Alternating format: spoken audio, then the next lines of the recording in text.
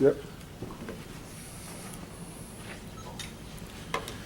Okay, so tonight we're beginning the first perek of Tehilim. Last week was an introduction.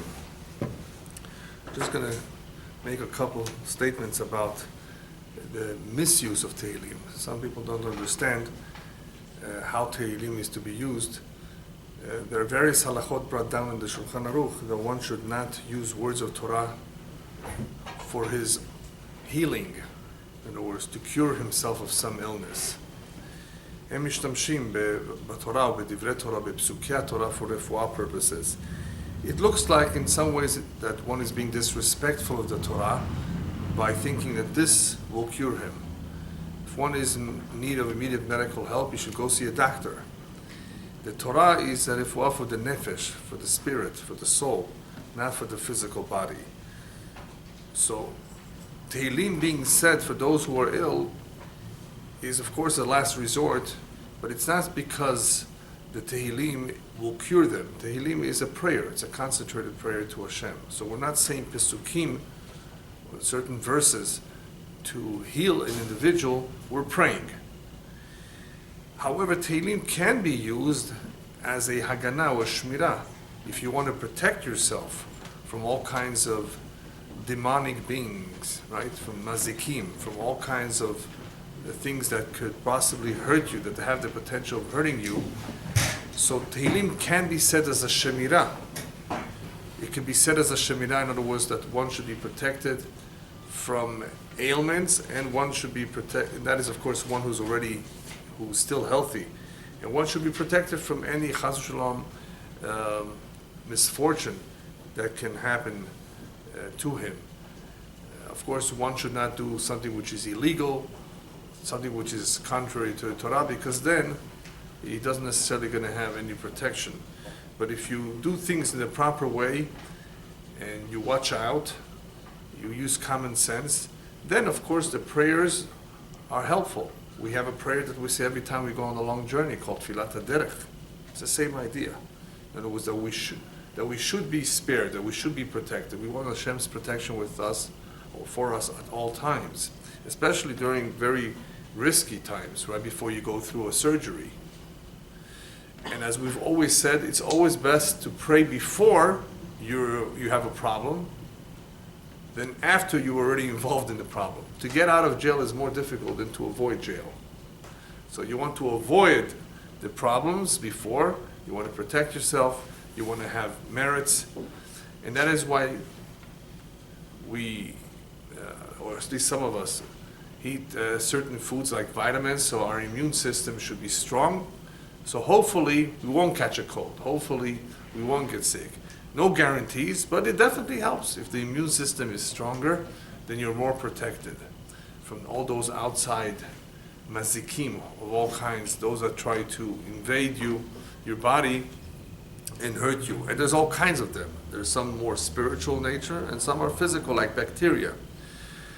So Tehilim as a Shemirah is good, and so are Kimiot, the various amulets that people sometimes wear, and that is also true about the mezuzah.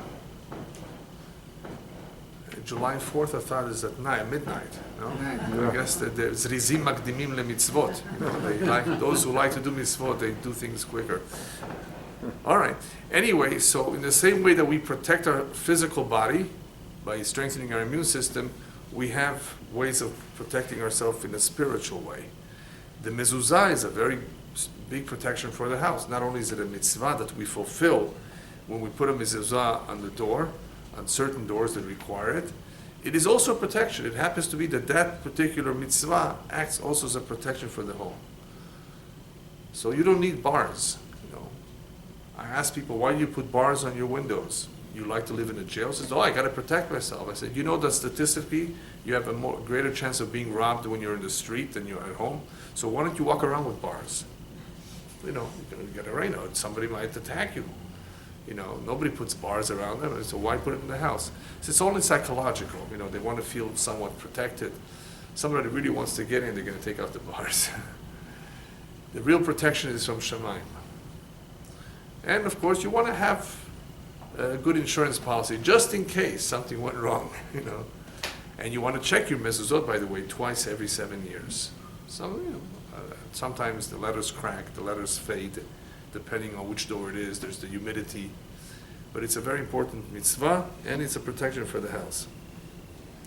So even though the Gemara says, Achash berosho yasok b'Torah, one who has a headache should learn Torah, it does not mean to say that the Torah is a cure for the headache.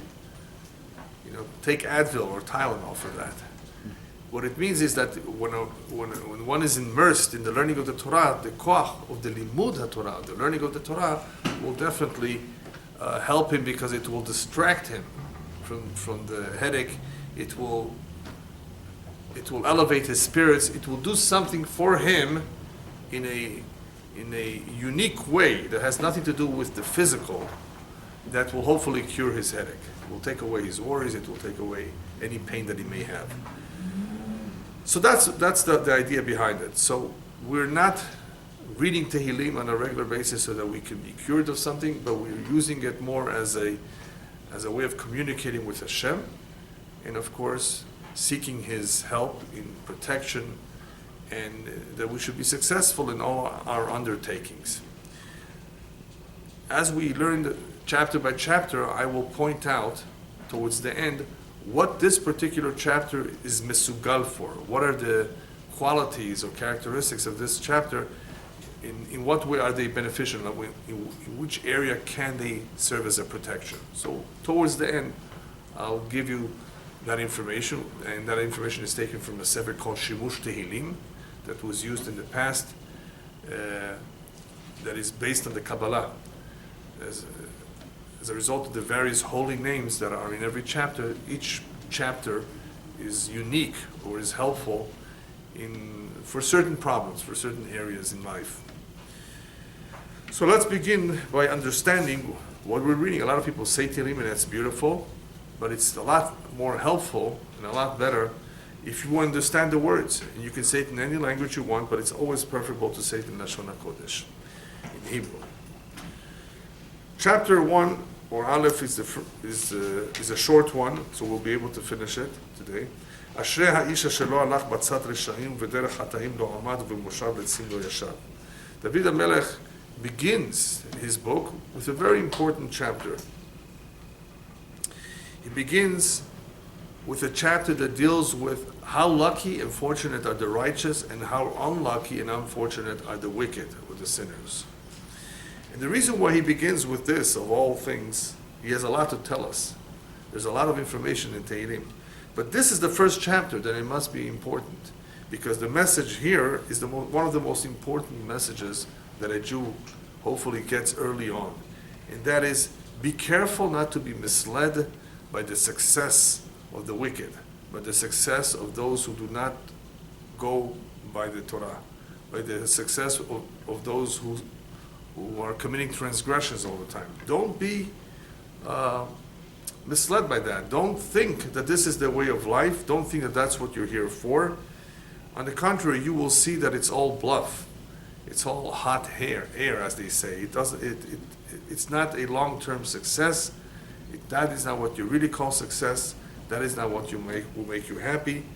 And he begins to tell us a little bit about this in this chapter. He will get into it much more, many times later on.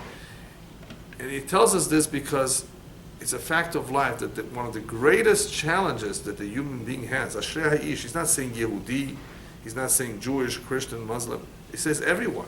Fortunate is the human being, and even though he's talking about Torah here, he's talking to all of humanity in a sense too, because even the non-Jewish world has the 7 no-kind laws. So he could be talking to anyone. And this happens to be the greatest challenge of all of humanity, the greatest challenge that the human being has. From the moment he becomes an adult, I guess, from the moment he's able to understand life, what is he supposed to do? What am I here for? My parents brought me into this world pretty much against my will. They didn't ask me, right? I don't think anybody was asked, do you want to be born or not?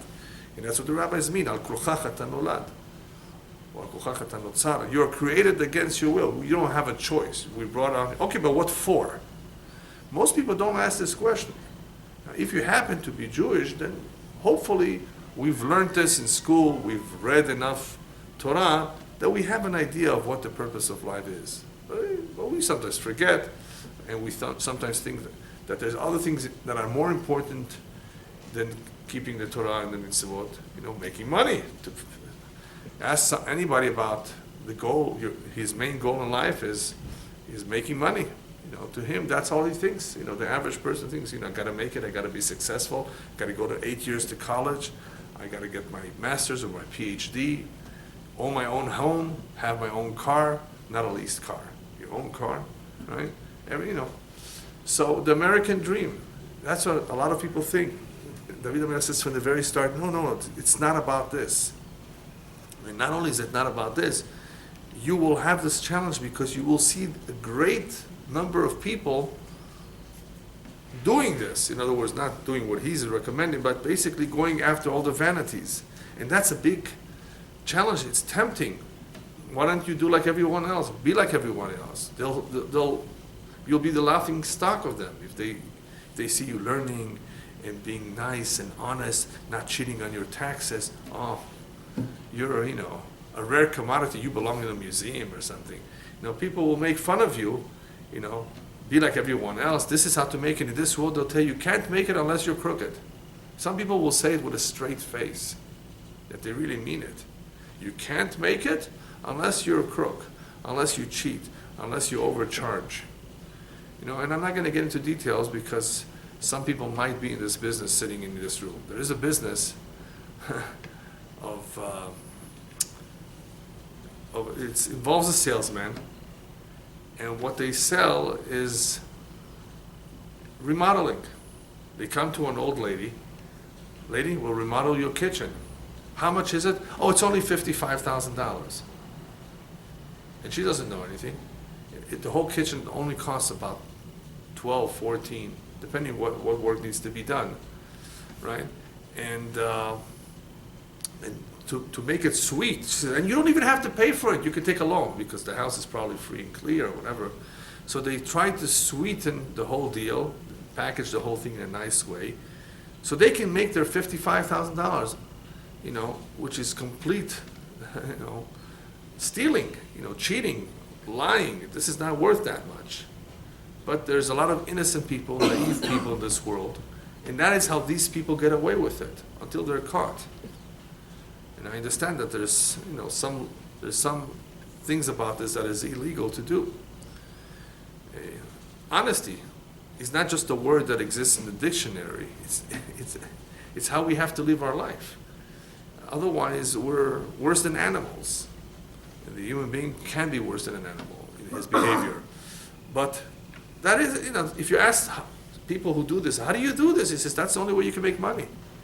You got to keep up with the competition. You just got, there's bills to pay. I have to pay. I send my kids to the very expensive school. I have to pay tuition. They give you all sorts of excuses, so their conscience could be, they could be okay with it. So it shouldn't bother them.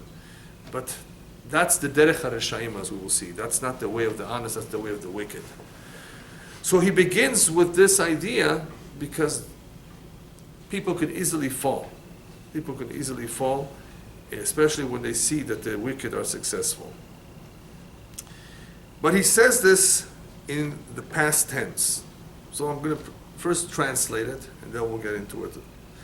Fortunate is the man who did not go or did not follow the advice or the counsel of the wicked. That's atzat reshaim. B'derech hata'im lo amad, and he did not stand in the ways of the sinners, of Moshav letzim lo yashav, and he did not sit amongst the mockers or the scoffers. Those who clown around the whole day, the people who are not serious. Now, why is he telling us fortunate is the person who did not, in the past tense? Why not that does not go, that does not stand or sit? Ultimately, one is judged at the end of his life. When a child is born, all babies are cute. Yeah. You don't know that this baby could be one day a monster. Because he's a baby, he looks cute. But that child has the potential of becoming a monster, a criminal, a gangster.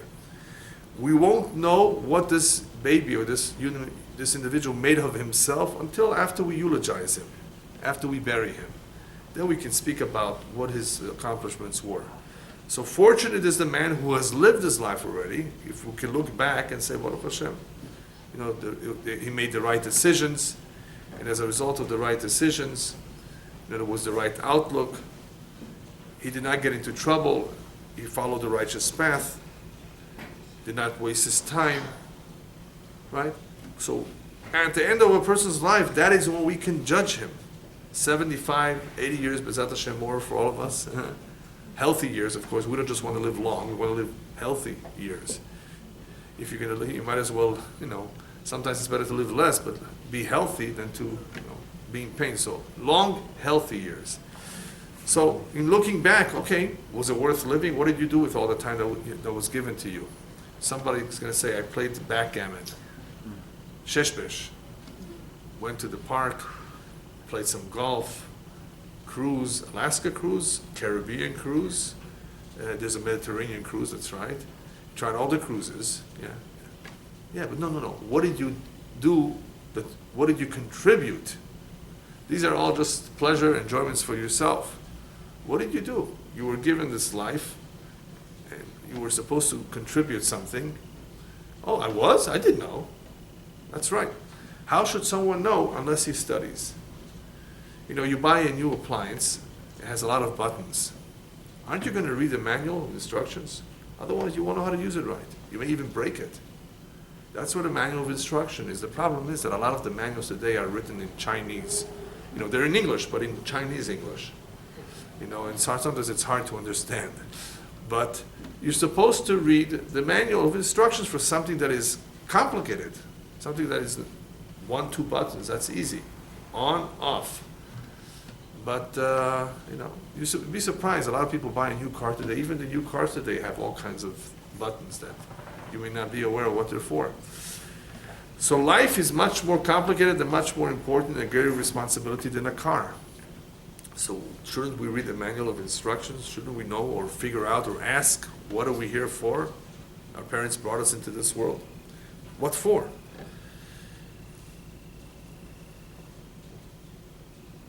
So here he begins with the word ashrei. Ashrei means a person who's fortunate. Ashrei. Ashrei shrevetecha. We will see the word ashrei many times. Why does he begin with the word ashrei? Because Moshe Rabbeinu was one of the last words he said to the Jewish people before he passed away. He said, Ashrecha Yisrael, Michamocha Am Nashem. You are fortunate, the Jewish people, that you're so close to God, that you're a nation of God, that Hashem is with you. So Moshe ends his life, his last speech, with the words, you are fortunate. And David HaMelech begins his sefer with the word Ashrei. Why? Because the greatest sin a Jew can commit is that he forgets who he is. Ashrecha Yisrael, don't you know you're Jewish? As the Navi, the prophet says, Abitul tzurchu tzavtchem. Look back to where you come from, who your parents and grandparents from. Just look back. You're not just an ordinary individual. You come from a prominent family, prominent nation, prominent people. You have an important mission. Did you know that? You're a prince. Did you know that? You can't just mess around and waste your time, right? So Ashrecha Yisrael, Moshe Rabbeinu reminds us, and the same thing with David, Ashrei Ha'ish, who is aware of this, who focuses on this.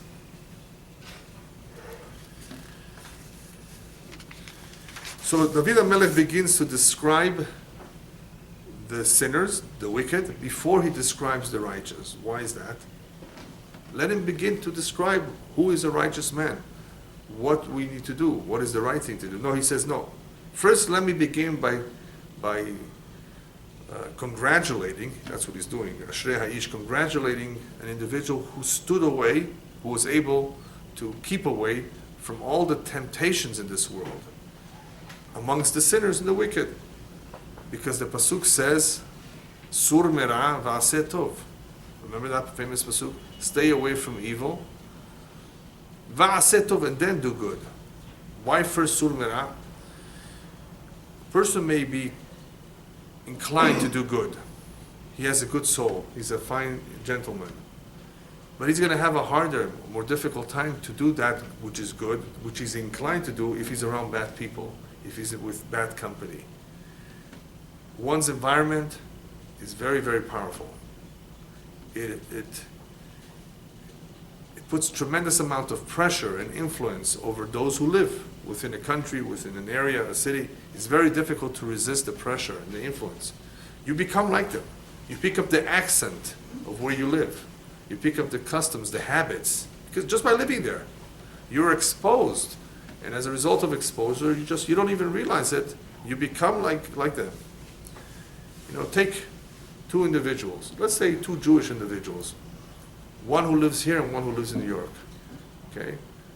Could you tell by hearing the conversation between them who's from New York?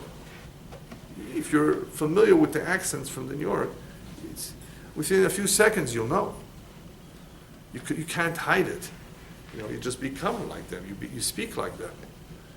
And you behave like them too. Yeah. Over there it's more fast paced than here in California. Slower pace. Can you tell if somebody's from Mexico? Of course. He'll tell you mañana. Don't do it today. Do it tomorrow, right? As soon as he says mañana, oh yeah, he must be from Mexico. And by the way, sometimes that's good. Who's in a rush, right? It all depends what it is, what you're dealing with. You got to take it easy a little bit. So there's a lot of good things to learn from everyone. No one's perfect. There's something to learn from every people, from every nation, from every human being. So therefore, David HaMelech begins with the bad, that which can destroy our life, that which can get us off the derech, that which can mislead us first. Because you may be inclined to do good. You may be a good Yeled Tov Yerushalayim, as we say in Hebrew, a good child. You have good genes. Your parents were good. Your upbringing is fine in the home. Yeah. But remember, besides the home, there's a school, there's friends, classmates, colleagues, right? There's environment, which you spend a lot of time there. So everything else is good, but you put a good apple next to rotten apple, what's going to happen to it? It's automatic. It's very difficult to stay good if you're in a very negative environment. So therefore he says, stay away from this. If you want to be va'aseh tov, you have to be sur merah. You have to stay away from all that's ra, evil. What are the bad things? What is exactly no good here? So he basically divides the first pasuk into three. He talks about reshaim, chataim, and letzim. He talks about the wicked, the sinners, and the mockers. And each one of them has a different problem, or there's a different weakness. First, it begins with atzat hareshaim. Atzat means the advice, the counsel. You can even say the strategy, they're planning, they're plotting. Who's a Rasha is telling us? A Rasha is one who tells you, listen, I have a great deal. In theory, at least, he tells you, this is what it will take, this is what's involved, we're going to do this, we're going to do that, we're going to do this. He says, but wait a minute, isn't this against the law? He says, what? Who's talking about the law right now? Let me tell you how you can make a quick buck, right? In other words, the atzah, Areshaim, the advice of the counsel is never honest, it's never straight, it's always crooked. So you want to know if to befriend somebody, to be his partner, see what his strategy is. So he's telling us, be careful not to go and to be with such people, not to work with them, not to live with them, not to deal with them. Lo alach. Don't get involved with them. They're all their atzot, they sought all their advice and all their strategy is crooked, it's bad, it's evil. How to cheat, how to take advantage, how to maximize. And I'm telling you, there's all kinds of excuses. There's one guy who will tell you, come on, he has billions of dollars, he won't even feel it if we take a little bit from him. Have you heard that kind of an excuse? No, what's the difference? Imagine a company sent you more merchandise than you ordered and than what you paid for. What will be your reaction? They don't mind. They probably don't care. It's just another 1%. They make so much anyway. I'm a good customer too. All kinds of ways to justify it. Give it back. What's the question? If somebody has to question it, that's because what has infiltrated his head is atzat reshaim. What's the question? Give it back. I mean, there shouldn't be a question in your mind. It's not yours. You didn't pay for it. If you're thinking about it, that's no good. Why are you thinking about it? Because obviously you've heard other people do it, or because the Yetzer Hara, of course, the evil inclination is telling you, listen, it's okay, it's just a little bit. And I just gave you just one quick example. There's so many such examples in life. They won't feel it. It's okay. It's not so bad. Okay, if we take here, we take there. I'm going to sell him the car as is. I told him as is. It's his responsibility to take it to a mechanic. Right? You see, all kinds of things like that. I give you example after example in real life where people do these kinds of things, and this is atzat reshaim. Why are you so selfish? I always hear people sometimes complaining, I wish I didn't sell my house so quick. If I would have waited another 2-3 months, I would have made more money. I could have asked for more. And I tell them, why do you feel so bad? Isn't this buyer entitled to make a profit too? You're the one that has to get all the money you can out of the sale, and the other one who bought it doesn't have any benefit. He should just pay top price. Yeah. Or there's another example. You go to a store and you start haggling about the price. Now, you're allowed to haggle. You're allowed to try to get a lower price if you're in Mexico. Why Mexico? Because in Mexico, if you're a tourist, they already raised it 200%, expecting that you will lower it. So that's completely part of the game. Then you go away, you say, I'm sorry. Then he comes after you, says, okay, I'll do it for $10. He said, $10 is too much also. He said, it's a game. But in some other places, the haggling is really to try to squeeze everything you can get out of the person. And poor fellow, he has rent to pay. He has bills to pay. He has a family. Isn't he entitled to make some money too? But in some cultures, which I won't mention, and all of you know which, it's a mitzvah. It's a mitzvah. It's a mitzvah to squeeze and to lower. Otherwise, you didn't fulfill your mitzvah. Yeah, but if you're a nice guy and you're an honest guy, let the guy make a profit too. What's wrong with that? He's not allowed to make a profit? Yes, but not such a big profit. Now, obviously, it all depends what we're talking about. The more profit is involved, if you really are knowledgeable, then you could negotiate, a diamond ring, where the profit is who knows, 500%, I don't know, or more. I guess you can negotiate these things. But you're going to go to negotiate in a fruit and vegetable store? Oh, 69 cents a pound? No, give it to me for 29 cents a pound. Come on, ridiculous. It's not a good midah. It's not a nice characteristic when a person tries to get it his way always, maximize advantage. That's atzat reshaim. Even though he's not a rasha, I don't want to call him wicked, but the strategy, the approach is no good. It's cheap. It's cheapness, yeah. What was the one you told me, the ones that like free lunches? Oh, Moftchor, yeah. Yeah, you know people like that, yeah. There are people like that, right? Come on, it's not good. That's all called atzat reshaim. What's b'derech hata'im lo amad? He did not stand in the path of sinners. Did not stand. First he told us he went, I can understand. He didn't go with the wicked. He didn't go along with them. But what does it mean he did not stand with the sinners?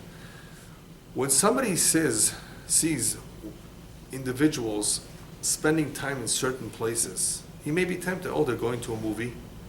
They're going to a certain place for the weekend. And he says, no, this is not for me. He runs away from it.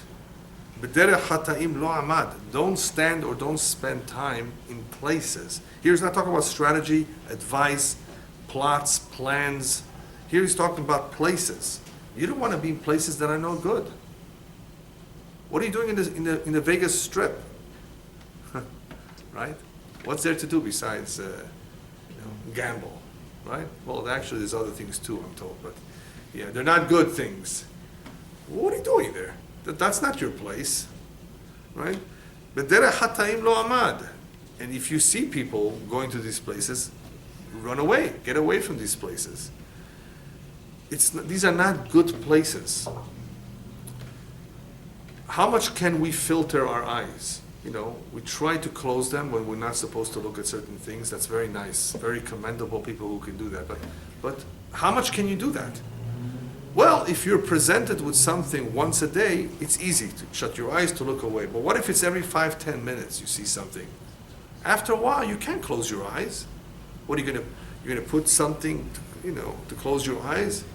I tell people use dark sunglasses if you're really in such a place. Yeah, but how long can you last? So if a person who is exposed or is living in a place that is surrounded with these things, get away from there. B'derech hata'im lo amad. Don't stand there. Some people tell me, well, I can see movies, as soon as the bad scene comes up, I'll just look away. How many times can you do that? And for every movie you're going to do the same. Eventually it's going to sip in, it's going to infiltrate, and it won't bother you anymore, and it will be part of your culture. You'll be accepting of it. No, get away from there. This is asur. It's no good. Uvemoshav letzim lo yashav. And with the mockers, he doesn't sit.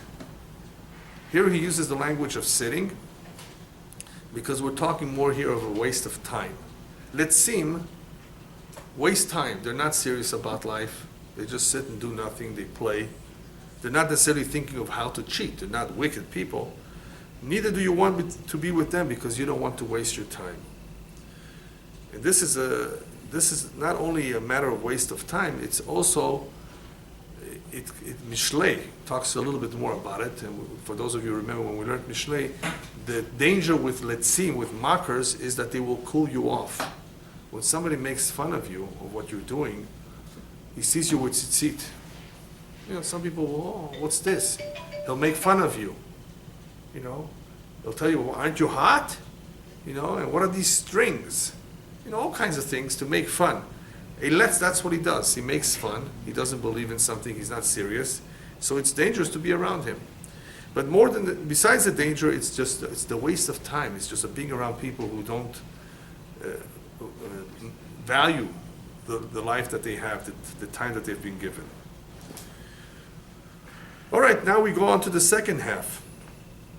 So fortunate is the person who stood away from all these people. And what did he do instead? Instead, he involves himself, he occupies himself with the Torah of God. He desires that, chefzo. That's his desire, that's his interest. And in that Torah, in the Torah of Hashem, he engages or he learns day and night. Right away, he begins by telling us Torah more than mitzvot. He doesn't tell us about fulfillment of the commandments. Why? Why is Torah being emphasized here? The word Torah. Well, what does the word Torah mean to you? Torah means instruction. Hora'ah. We just said before, this is a manual of instructions. Torah from Lashon, Hora'ah. This is the guide. This is your GPS. You want to know what to do in life? Life can be complicated. What do? Right from wrong, left, right. What do? Follow the Torah. The Torah guides you. This is acceptable, this is not. This is right, this is wrong. This you can eat, this you cannot. Very simple. If everybody would follow, it would be a different world. You have a lot of people, I always hear this all the time, especially from secular Jews. I know observant Jews, I even know rabbis with long beards who are the biggest criminals. I hear this all the time.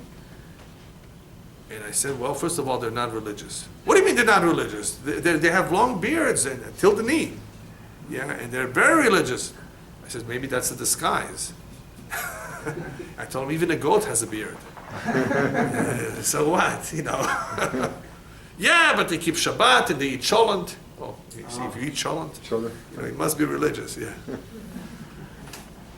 Just because a person keeps Shabbat or puts on tefillin doesn't make him religious. Religious means if you keep everything. It's either everything or nothing. Either you're observant of the mitzvot or you're not. If you keep this but not this, I keep honor my father, my mother, but I don't keep lo tignov. Lignov, to steal? Listen, when you're in Rome, do as the Romans do, they'll tell you. Everybody else does it. No. Either you're observant of everything or nothing. So these people who are criminals with the long beards, they're not religious. They are disguised. That's number one. Number two, whoever told you that a religious man doesn't have a yetzer hara? The greatest rabbis have the evil inclination, and even a bigger one than the average Jew. The greater you are, the more knowledgeable you are, the greater the yetzer hara is. You think they're not tempted? You think they're not made of the same thing as every human being, flesh and blood? They don't have an evil inclination. They can just, live through their life without being tempted and challenged. Here, take a very simple example. What happens if a rabbi who's sitting in court is approached by one of the litigants the day before? Rabbi, listen, I know you have a very important institution that needs support. I have some money that I haven't given away for tzedakah. I'm going to give it to you. Here's 50 grand. 50 grand is a lot of money, right? Right? And then he comes to court the next day. He has to sit in. He has to be in front of the same judge, the same rabbi who he supported his institution. According to the halakha, the rabbi has to disqualify himself. He just bribed him. Makes no difference that it happened the day before. It's too fresh, right? It's a bribe. How did he take it? Oh, he didn't bribe me. Chas v'shalom. You asked the rabbi. Chas v'shalom. I follow the Torah. I don't take bribes. What do you consider that? Oh, he's supporting that's my institution, not me. I'm not using a penny for me. You see, I drive a shmata. You see the car? It's a shmata. It's nothing. I didn't use it for me. So what if it's your institution? It's still a bribe. Disqualify yourself at least. If you took the money, at least disqualify yourself. Who could resist $50,000? How could you resist? $50,000 is not so easy to resist. I ask everybody, what do you do if you see a $100 bill on the street on Shabbat? So I get different responses depending if it's a Russian or a Persian or an Israeli. Depending, each one of them sees a $100 bill. What do you do? Anyway, so some of them tell me they'll kick it into the bushes. Oh, God forbid, they won't pick it up. Another one will tell me, I'll stay there until Motzei Shabbat. I said, really? What if it's Friday night when you see it? Right? Yeah, all kinds of excuses. Don't you realize that is a challenge? If that money is meant for you, you don't think Hashem can give it to you in a kosher way? Why did you happen to see it on Shabbat and not on a Sunday? Didn't you think about that? No. $100. It's all of it. It's a nisayon, yeah. Yeah, so the guy might say, I learned in yeshiva, this is not a doraita, it's only the rabbanan, it's muktzeh, all kinds of excuses to be able to take it, Anyway, there's a lot of such examples where people are tempted, and they're small things, they're not even $50,000. But the greater the bribe, the greater the temptations, the more difficult it is to resist. Yeah. So you have to, you're going to the beach, where there's men and women. What do you expect? People see things in the beach. It's hard. On TV, the internet. If you don't ask for trouble, then you still may be tempted. But if you go to these places, you're basically putting yourself in trouble. You're asking for trouble. Don't tempt yourself. As it is, we're being tempted all the time and challenged. How does the Israeli react when you see the Well, I'll tell you later. Yeah. People react differently. Yeah. Anyway, I told you, with the other example, it's a real estate broker. He hasn't made a living for 6 months. He hasn't sold anything. And now the seller of a Bel Air estate says, come on, I'm giving you the listing, but you have to come and sign it tonight, Friday night. He says, I can't do that tonight. You know I'm Jewish. He said, I'm sorry, if you don't do it tonight, I got to leave town tomorrow. I'm just going to give it to Coldwell Bankers. Are they still around, these companies? Yeah, still there. He says, come on, and please give me the list. He said, yeah, but you got to sign. Then he starts saying, oh, I remember I can sign with my left hand. Shinui. Left foot. Don't you realize that this is a challenge? You're being tested now. There's all kinds of tests. Oh, no, this is okay because, it must be, it's a beracha. 6 months, no problem, this must be it. Yeah, but it's a sur. It's prohibited. Don't you realize it's a challenge? So the Torah guides us. The Torah shows us the way. The Torah, therefore, is called Torah Lashon Hora'ah. Why does he say Kim b'Torat Hashem hefzo? His all desire is in the Torah of Hashem. That which we desire, we value. We usually value it very much. We desire something, we value it. So since we very much value that which we desire, he says, your desire therefore should be in Torah. If your desire would be to learn Torah, you will value it. If you will value it, hopefully you will desire it. It works both ways. And if you really, really value it properly, you will spend time with it. If you value something be'emet, you will spend time on it.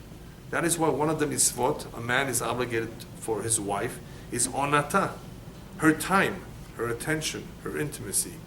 Give her that. She needs that too. She needs your time. A man that just thinks of himself, eats and doesn't talk, reads the news, doesn't talk, doesn't go out with his wife every so often and communicate, doesn't give her the time, the attention, doesn't compliment, that means he doesn't care. That's all. It's very clear. If you value something, then you show it. You spend time with it. You don't spend time with it, it means you don't value it. You don't desire it. So therefore, your desire should be not in money, not in big homes and in luxuries, but Torah Hashem. It says, I advise you. David HaMelech is saying, I advise you. This is the best thing. This is what will make you happy. You should desire Torah, and if you do, you will value it, you will want to spend time with it. But Torah Hashem Chavtzo, the rabbis learned from this pasuk that the greatest success one has in his learning is from that which he likes to learn. Everybody likes different things. Just like when you were in high school, some people liked math, other people liked history, other people liked language, and there were some students that didn't like anything. Yeah, learning, they don't like to learn. But anyway, the average person is either bent or inclined on the humanities or the sciences. That's the way the mind works. You're either like this or like that. Some few like a little bit of everything. But usually people are divided as to which ones they're attracted more. You ask anybody, and you'll see, I love more history, geography, and language. This one, only chemistry, physics, and math, not history. That's boring. People have different inclinations. So in Torah too, you have those who like Kabbalah, only Kabbalah. Those who like Halakha, those that like Chumash, those that only Gemara. Of course, we have to learn a little bit of everything, but the neshama is here to specialize in one more than the other. So when one is attracted to one more than the other, it's indicative that is what the soul came for in this reincarnation, is to specialize in that one more than the rest of them. So we have to learn halachot, so we should know how to conduct ourselves. Everybody needs to know some halachot. But if the neshama of an individual sees himself being pulled more towards one type of learning more than another, it is indicative that is what he's here for. Perhaps he needs to put together and author a book about that. That which he likes, he will spend more time learning. If you don't like something, you're not going to spend too much time in it. So the rabbis tell us that this is indicative that the neshama is pulling him, and therefore focus on that.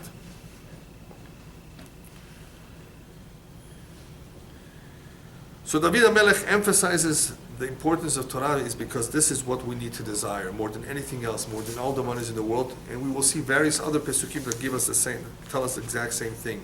don't waste your time by pursuing or desiring or dreaming about all these vanities in the world. There's no time. I wish I had 72 hours every single day. I would hopefully know how to fill that time. Unfortunately, it's only 24 hours long. And we're not always that productive, Not everybody uses to his maximum every single minute. But, imagine what some people would do if they had more time. They would kill that other extra time they have. Because that's what they're saying. Let's kill time. They don't know what to do with their time. David HaMelech tells us what to do with this. What will be the benefit of one who does engage in learning the Torah, in following the road of Torah? Now he presents us with a beautiful pasuk that there's a lot to learn from. V'haya ke'etz shatul al pal gemayim. He will be compared to a tree that was transplanted. And I'll tell you why I'm translating this transplanted. Al pal gemayim, by the streams of water. Such a tree that lives by the streams of water, that grows by the streams of water, asher piryo yiten be'ito. It's very fertile, very moist. The fruit will always come out in its season. Right? There will be no rure. Right? It will not be the sour grape. Right? It will be sweet in the time, ripe. Right? Ve'alehu lo yibol, and the leaves will not wither. Or as we say in Spanish, no se van a marchitar, for those of you who understand. V'chol asher ya'aseh yatzliach. In all that he will do, he will succeed. What a beautiful scene. A tree growing by the water. But this is a mashal. This is all a parable, an example. He's comparing something to a tree next to water. Why is that? He's going to tell us right now that the benefits of the Torah, of Torah learning, apply to this world and in the world to come. There are benefits here and later on too. So let's talk first about the benefits here. Like a tree that has been transplanted. If you know Hebrew, shatul is not natua. Nata, nun tet ayin, means that it was planted. It's been there for a while. It's already planted. Shatul is you take a tree from one location and you transplant it, shoteloto, somewhere else. Why is he talking about an etz shatul here? Now, most people, when they read through this pasuk, they don't make anything of it. Shatul, planted by the water, If you learn Tehilim, and you go into it a little bit deeper, there's a lot of messages here. The Zohar speaks about this. I'll tell you what the Zohar says in a moment. But before we speak about the Zohar, Shatul, perhaps, this is my own opinion, he's saying like this. Since we're talking about the Torah, and the Torah is compared to water, or water is compared to Torah, in the same way, by being transplanted, David HaMelech is telling us, it is up to us, it is your choice if you learn it. Don't ever come and say, well, my parents didn't teach me. I wasn't born into such a family. I didn't grow up in such a home. No, you have free will. You can transplant yourself from where you were planted and put yourself by the waters. The Torah tells us, Moshe Rabbeinu in different words, these words of the Torah are so close to you, close to your heart, close to your mouth. Don't ever complain, it's too difficult, it's too far. Today, it's all over the place. You can find Torah in the internet. Don't say, well, they didn't give it to me, I didn't grow up with it. Okay, then go and be shotel atzmecha, and transplant yourself close to the water. Don't live in a place where there's no Torah. Eureka, California. Could be a nice place, could be quiet, no traffic, not as much smog, but there's no Torah. I don't think there's Torah there. I don't even know if there's a Chabad there. Not yet, maybe soon there will be, right? But you want to be around Torah, you want to be around the water. So you didn't have it? So tishtol tatzmecha, go ahead and transplant yourself. It's free will. Had it said nata, v'yat ke'etz natua, they would have said, okay, oh, he grew up with it. That's why he's going along with it, right? No, there are people who didn't grow up with it. They can transplant themselves because he's telling us about the free will. It's up to everyone if he wants it or not. But the Zohar is very interesting. The Zohar is saying about the word shatul. Why is David HaMelech using the word transplant? Because Hashem plants an individual into this world. That's what the Zohar says. He plants him. And sometimes, when you go to the nursery and you buy a mishmish tree, an apricot tree. You want apricots. And you put it in a corner in your yard, in your garden. Didn't do well. And you come complaining to the nursery, what's wrong with it? What did you sell me here? So they told him, we sold you a very good tree. What went wrong? Well, it's drying up and it's not good, it's no fruits. He says, really? Where did you plant it? I have a very shady corner in my yard. Oh, shady corner. You're not supposed to plant it in the shade. It needs a little bit of sun too. And besides, how's the drainage?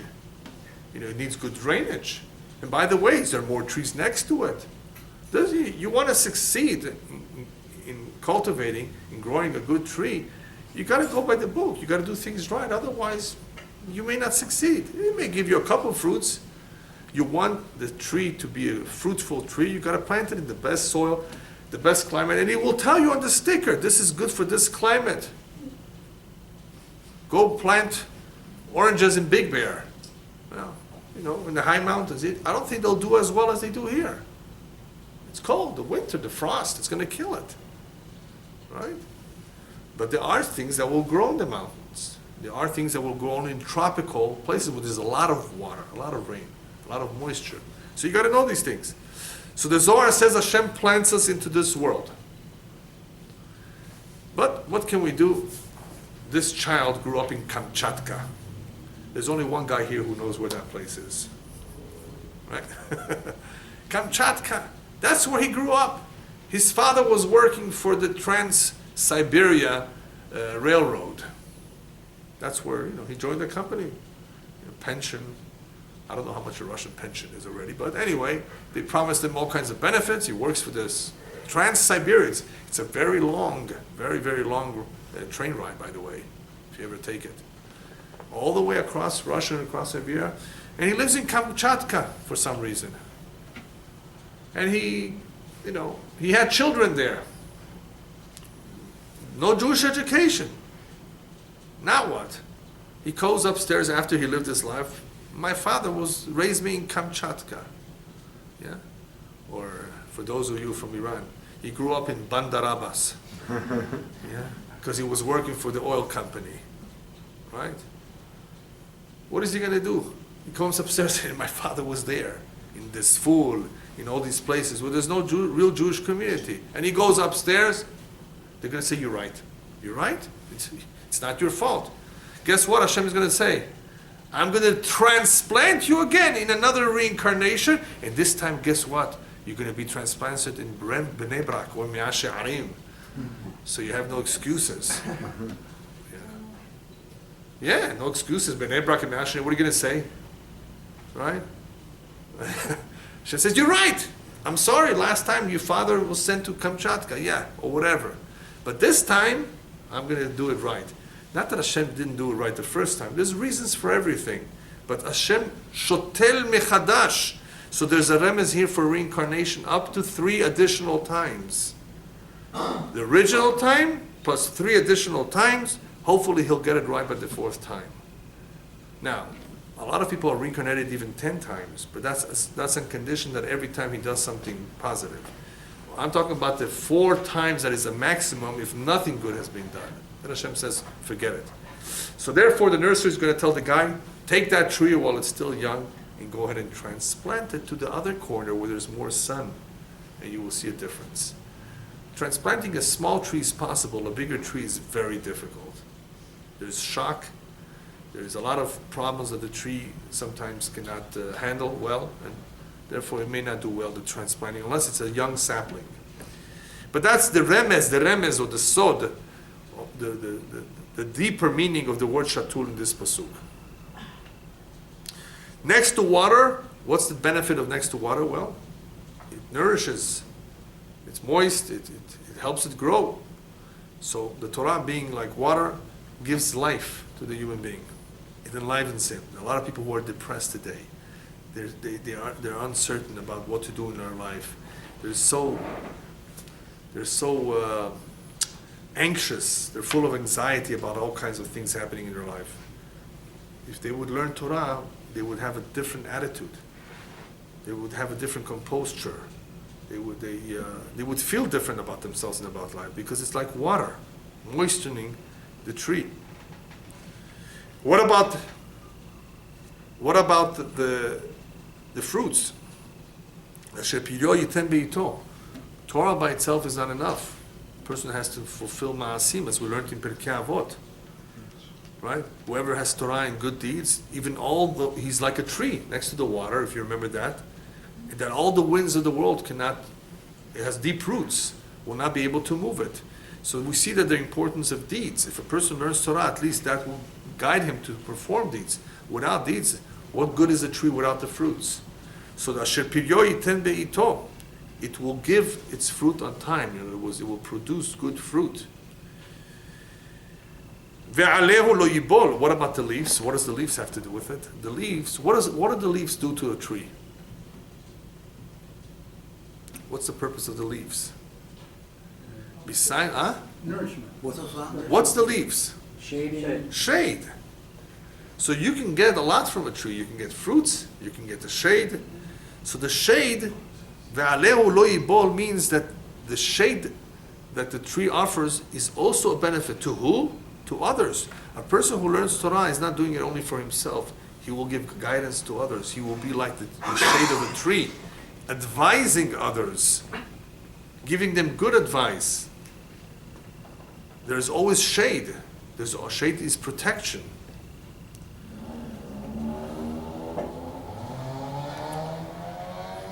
And whatever he will do, now we're back to the individual, not the tree. Whatever he will do, therefore he will succeed. Because he will have the proper guidance. And not only the proper guidance for himself, when he guides people, he will give them the proper guidance that they will succeed. And why is his advice better? Because we learn it out from a pasuk, Atzat Hashem hi takum.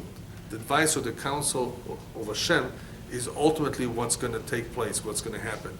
The rabbis learned from that anyone who gives advice with the intent of really helping someone, his advice or his intent is L'Shem Shamayim hi takum, that he will be successful. So this individual whose complete life style, his complete outlook is Torah outlook, his advice will hopefully also be the right advice. And if people follow it, they will be successful. There's a beautiful mashal that borrows from this pasuk of an individual who was once walking in a very arid place, very barren place where there's no water, no shade, and he was getting very, very hot and thirsty. And finally he came to a beautiful spot. There was a tree there with a lot of shade and fruit, and there was a spring next to it, flowing through it. I says, what a perfect spot. He was able to drink from the water, he was able to eat from the fruit, and he was able to enjoy the shade. The time came to leave, and he said, tree, what can I bless you with? You have everything. If I bless you with water, you have the spring of water. If I bless you with fruits, you already have the fruit. If I bless you with shade, you already have shade. What can I bless you? What can I wish for you? So the Mashal goes on that he blessed Sheyu kol netiotecha kamocha, that all the branches that they will take from you to transplant them elsewhere, to make new trees from you, should come out just like you. So may it be that everything that will come from you, that will grow from you, should be just like you. What is this referring to? Of course, children. Children. Ultimately, we work hard, and a lot of effort spent on raising them, but there are no guarantees because everyone has their own free will. Everyone is a world on his own. We do our best, hopefully, We have to pray to Hashem that He should, as a third partner, also be involved in guiding them. But no guarantees. So here he says, if you do the right thing, you do things for the sake of heaven, hopefully that which will come from you will be like you. What comes from you? The fruits. So the fruits can also be referring to the children.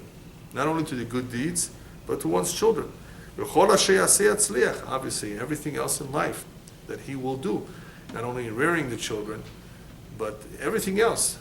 He will always be led on the right path without being misled, without committing a wrong or a mistake. Because a lot of the mistakes we commit, things that we do wrong, is because we were not thinking right.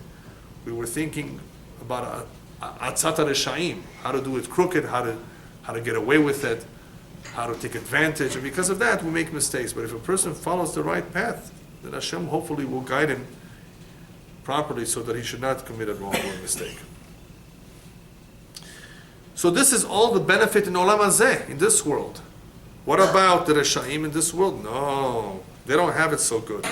Wow, they're successful. I know somebody, who, not me personally, but who built, they always tell me, you see that guy? He owns half downtown. Obviously they don't mean it's half downtown, it's just in a way of describing he's filthy rich. I don't know why they use the word filthy with rich, but I guess they go together sometimes. So he's filthy rich, he owns a few skyscrapers, right? So he's successful. No, he says, David Melech says, no. He's like the mots that the wind will blow away. What's mots? Chaff.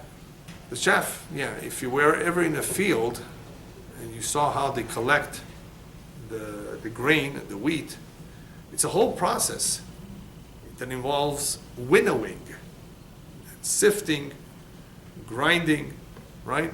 Winnowing is with the wind, right? And what does that do? It basically scatters the chaff. The impurities, you don't want all of that in your food. They're impurities. So Rashaim, their success is short-lived. Just like the motz is flown away, before you know it, the money's gone. It doesn't last long. And even if he had it for a while, what is he going to have it for? 50, 60 years? That's it. It's gone. He doesn't take it with him. So the Hatzlaha of Rashaim is short-lived, even if they have it for a number of years. It's only kamotz, but why does he compare it to motz? Not only because it's short-lived, there's something else to it. What's chaff? The chaff is impurities. In other words, it's something not important. What they have is not that important. You think if money brings them happiness? No. It's not that important. And when was that motz of some value? When it was still sticking to the chita.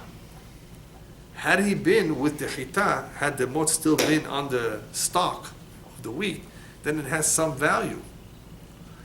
It's only once it separates himself that the wind takes him away, that serves no purpose, maybe animal feed.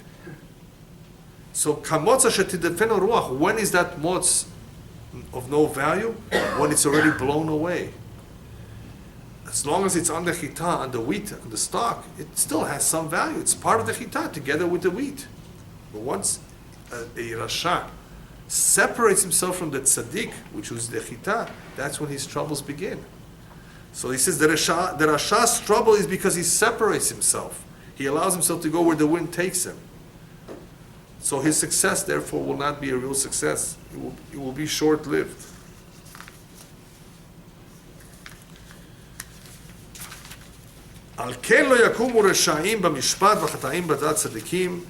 Therefore, all these reshaim, because they're not doing the right thing, they have no chance. Lo yakumu reshaim, they will not stand in judgment, and the sinners will not be amongst the righteous. What does that mean? Here he's already talking about Olam Haba. For the most part, he's talking about that the Rasha, when he comes upstairs b'mishpat, he cannot stand. What does it mean he cannot stand? He can't stand up? No, this is an expression. He has no way that he will be able to excuse himself, no way that he can get through, no way that he can come to his final resting place so easily. Lo yakumu reshaim b'mishpat. What will they say? You had 75 good years, you had all the money, right? You had all the ease. No, I didn't know how to learn. You could have hired a tutor. You know, today they have people who are hired as, what do they call them? A coach? Life coach. No, not a life coach. For exercise. Personal trainer. Personal trainer. Bend, pick yourself up, stretch, do. Why? He can't do this on his own? He can do it on his own, but if he doesn't have that personal trainer, he won't do it. And they pay them because they want to lose weight. They're obese. You know, they've gained about 85 pounds, right, from eating out. Usually, so, you know, they eat out a lot and all the junk food. So now they want to lose it, and they hire a personal trainer and tell them what to do, right? That's the lifestyle of today. You're paying for that. Pay for a tutor to teach you Torah, to teach you how to read, Chumash, to how to pray. That's common sense. You don't need too much brains for that. So they have no way to stand. They can't say, well, you know, I didn't have the time. Really? You didn't have the time? How come you spend 2 hours, you know, watching a soap opera every night? No, there are no soap operas of 2 hours, but he watched 2 of them. Yeah, so I don't know anything about soap operas, but I'm assuming that they're 1 hour long, and some of it is commercial, so whatever. Anyway, you had 2 hours to watch soap operas. It's not even the news. It's not even something constructive. And then you spend another hour every day reading a novel written by Ernest Hemingway. Now, Ernest Hemingway, from what I recall, was an author. You know, he knew how to write. But it's a fake story. It never happened. It's a figment of his imagination. It's a novel. You know how much true books with true information are around, waiting to be read, that you haven't read? What about Tehilim, praying to God, connecting with Him? So you had time for all that silly things, and for this, so come on. It says, they have no way to, they can't stand. They can't answer. They're ashamed. The sinners who only did sins and not too many good deeds, they will not be with the tzaddikim. In other words, they don't have a ticket to the world to come. They don't have enough. They didn't do anything. Now, al ken lo yakumu reshaim is also something else. Hashem sometimes gives the Rasha blessing in this world because he did 1 or 2 good deeds. He said, I'm paying him off here. And that could sometimes be the reason why he's so successful. Because in the future, lo yakumu reshaim, he will not have anything left over. He got everything of his benefit. Now you understand why I made that, I gave him such a good mazal to the Rasha? Because al ken lo yakumu reshaim b'mishpat, and he will tell this later on too, Mizmor Shir Yom HaShabbat. We will see it in another chapter. Because in the end, the plan of Hashem is lishamedam adea, to destroy them, the wicked. I give them there for the benefit of this world, for the few good deeds that they did, that they performed. Upstairs, lo yakumu. Lo yakumu could also be that if there's, God forbid, a misfortune, a terrible disaster, earthquake, and so forth in this world, in this lifetime, they may not have enough merits to be protected from it. Somebody has enough merits, Hashem may put it into his mind. Get lost, get out of here. You know, on time, take a trip, go on vacation, just on time. Not to be around when there's a terrible mudslide, landslide, or earthquake. So, lo yakumu reshaim b'mishpat, if there's a mishpat in this world, chataim and sinners, what merits do they have to be with tzaddikim upstairs? And finally, the last pasuk of the perek is Ki yodea Adonai derech tzaddikim v'derech shoyim taved. Hashem knows, or is aware of the ways, the path of the righteous, and the path of the wicked will be lost. Very interesting pasuk. What does this have to do with anything? Hashem knows the ways of the righteous. Yodea over here means that he's mashgiach.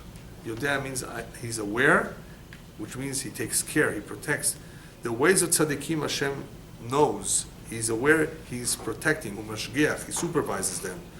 And since they have his supervision, they'll be fine, they'll be safe. But the derech of reshaim toved, they will be lost.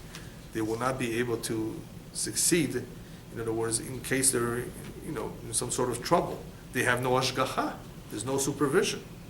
There are many, many miracles that occur. What are those miracles? Those miracles are from the hashgacha of Hashem, from Hashem's supervision, His involvement, He's watching over us.